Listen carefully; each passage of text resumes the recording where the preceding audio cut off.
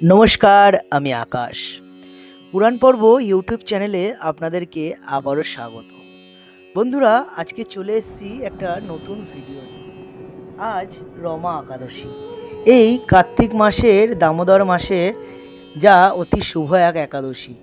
আজকে আলোচনা করব এই রমা একাদশীর মাহাত্ম্য ও কিভাবে আপনারা এই ব্রতটা পালন করবেন। অবশ্য আজকে অনেকটা সময় অতিবাহিত হয়ে গেছে সকালের দিকে, কিন্তু তবুও আমার কিছু কারণের জন্য ভিডিওটা আমি আজকে সকালে দিতে পারিনি। যাই হোক, আপনারা ব্রত পালন করেছেন বা ভালোভাবে করছেন অবশ্যই, এবং আগামীকাল পারণও আছে, সেই সম্বন্ধেও আমি কিছু আলোচনা করব। তো আপনারা শুনে নিন এবং রাতের বেলা ভগবানের নাম জপ করতে করতে শুনে নিন আমার এই ভিডিও এবং জেনে নিন এই রমা একাদশীর মাহাত্ম্য। প্রিয় বন্ধুরা, আজ আমরা আলোচনা করব এক অত্যন্ত পবিত্র ও শুভ তিথি রমা একাদশী সম্পর্কে। কার্তিক মাসের কৃষ্ণপক্ষের একাদশী তিথিতেই পালন করা হয় এই ব্রত, যাকে বলা হয় রমা একাদশী বা ধন একাদশী নামেও পরিচিত। এই তিথিতে ভগবান বিষ্ণু ও দেবী লক্ষ্মীর একত্র পূজা করলে জীবনে ধন, ঐশ্বর্য, সৌভাগ্য ও মুক্তি সবই লাভ হয়। তো বন্ধুরা, সর্বপ্রথম আমরা জেনে নিই যে আমাদের সারা বছরে সর্বমোট 24টি একাদশী থাকে। তো সেই 24টি একাদশীর আমরা জানবো যে একাদশীর মূল অর্থটা কী। 24টা একাদশী অনেকেই পালন করে, কিন্তু এই একাদশীর যে মূল অর্থ সেটা আজকে জেনে নেব। একাদশী শব্দের অর্থ হলো চন্দ্রের একাদশ তিথি, অর্থাৎ পূর্ণিমা বা অমাবস্যার আগে একাদশতম দিন। শাস্ত্রে বলা হয়েছে বছরে মোট 24টি একাদশী থাকে। প্রতিটি একাদশী আলাদা আলাদা নাম, উদ্দেশ্য ও মাহাত্ম্য রয়েছে। এর মধ্যে রমা একাদশী বিশেষ, কারণ এটি ভগবান বিষ্ণুর প্রিয়তমা দেবী লক্ষ্মীর নামে নামকরণ করা হয়েছে। একটি কাহিনী আপনাদেরকে শোনাই। পদ্মপুরাণে এক একাদশীর কাহিনী বর্ণিত আছে। একসময় মুচুকুন্দ নামে এক মহান রাজা ছিলেন। তিনি ছিলেন ধর্মপরায়ণ, দয়ালু ও প্রজাপ্রেমী, কিন্তু তার একমাত্র পুত্র চন্দ্রাপিদ ছিলেন ভোগবিলাসে মগ্ন।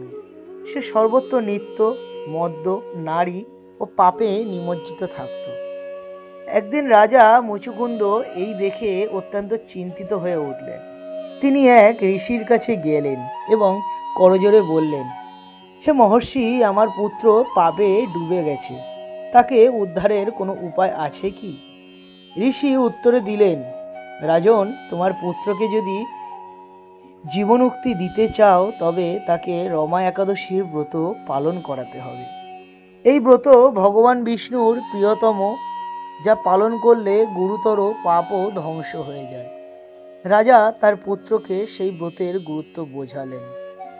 পুত্র অনুশোচনায় ভরে উঠে ব্রত পালন করল, ফলে তার সমস্ত পাপ ধুয়ে গেল। মৃত্যুর পর সে বিষ্ণুলোক প্রাপ্ত হল। এই ছিল একটা পুরাণ কাহিনী। চলুন এবারে আপনাদের সঙ্গে আলোচনা করি রমা একাদশীর ব্রত করার নিয়ম। রমা একাদশীর ব্রত অত্যন্ত সহজ কিন্তু খুবই ফলপ্রদ। শাস্ত্র অনুযায়ী ব্রত পালনের মূল নিয়মগুলি হল: দশমীর দিন, যা একাদশীর আগের দিন, বিকেলে হালকা করে আহার করে মনকে শান্ত রেখে ব্রতের সংকল্প নিতে হয়। একাদশীর দিন ভোরে স্নান সেরে ভগবান বিষ্ণু ও দেবী লক্ষ্মীর পূজা করতে হয়। ভগবান বিষ্ণুর মূর্তিতে তুলসী পাতা, ফল, ফুল ও ধূপ দ্বীপ দিয়ে আরাধনা করতে হয়। এই দিনে মাংস, মাছ, পেঁয়াজ, রসুন ও অনব্রত খাবার পরিহার করতে হয়। ভক্তরা উপবাস বা ফলাহার করে সারাদিন নাম স্মরণে ব্যস্ত থাকেন। রাতে জাগরণ করে ওং নমো নারায়ণ জপ করলে সর্বোচ্চ ফল মেলে। দ্বাদশীর সকালে ব্রতভঙ্গ, যা পারণ নামে পরিচিত, তা করে দরিদ্র বা ব্রাহ্মণকে দান ও আহার করানো উচিত। রমা একাদশীর ফল ও মাহাত্ম্য। রমা একাদশী পালন করলে যে ফল পাওয়া যায় তা শাস্ত্রে অসংখ্যবার বর্ণিত হয়েছে। পাপ নাশ হয়, পূর্বজন্মের পাপ বিলুপ্ত হয়, আর্থিক কষ্ট, দারিদ্র্য ও ঋণ থেকে মুক্তি মেলে, ঘরে সুখ, শান্তি ও ধনসম্পদ আসে, জীবনে মানসিক প্রশান্তি ও আধ্যাত্মিক জাগরণ ঘটে। মৃত্যুর পর বিষ্ণুলোক প্রাপ্তি বা মোক্ষ লাভ হয়। তবে যতই আমি পজিটিভভাবে কথাগুলো বলি বা একাদশীর মাহাত্ম্য বলি, মৃত্যুর পর বিষ্ণুলোক প্রাপ্তি বা মোক্ষ লাভ আপনি একাদশী পালন করলেও আপনার কর্মটাকে সম্পূর্ণভাবে সঠিক রাখলেই আপনি ভগবানের সেবায় নিমজ্জিত হবেন। এইটা আমি সবসময় বলি যে কর্ম আপনি সঠিক রাখবেন, ভগবান আপনাকে ঠিক পথ দেখাবে। শ্রীকৃষ্ণ নিজে বলেন, হে অর্জুন, রমা একাদশী এমন একটি ব্রত যা সমস্ত যজ্ঞ, দান ও তপস্যার চেয়ে শ্রেষ্ঠ। এই একাদশী পালন করলে মনুষ্য জীবনে আর কোনো পুনর্জন্মের দুঃখ থাকে না। দেবী লক্ষ্মীর আশীর্বাদ। যেহেতু এই একাদশী দেবী লক্ষ্মীর নামে নামকরণ করা হয়েছে, তাই এই দিনে যে ভক্ত আন্তরিকভাবে বিষ্ণু ও লক্ষ্মীর আরাধনা করেন তার জীবনে অচল ধন, দাম্পত্য সুখ ও সৌভাগ্য বৃদ্ধি পায়।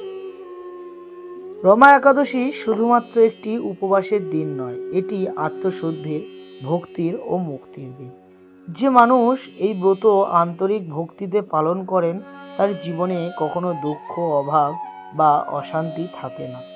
ভগবান বিষ্ণু ও দেবী লক্ষ্মীর কৃপায় সেই ভক্ত সর্বদা ধন, সমৃদ্ধি ও শান্তিতে ভরে ওঠে।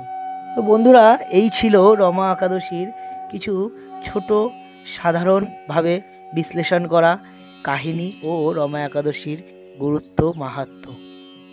এই একাদশী পালনে কী কী ফল লাভ হয় এবং কেন এই একাদশী পালন করা হয় তা সম্পূর্ণভাবে বিস্তারে আলোচনা করলাম আজকের এই ভিডিওতে। বন্ধুরা, আপনাদের যদি ভিডিওটা ভালো লেগে থাকে তাহলে ভিডিওটিতে একটি লাইক করবেন, বেশি বেশি করে শেয়ার করবেন, যাতে আপনার আত্মীয় স্বজন, বন্ধুবান্ধব সবাই ভক্তিপথে আসতে পারে।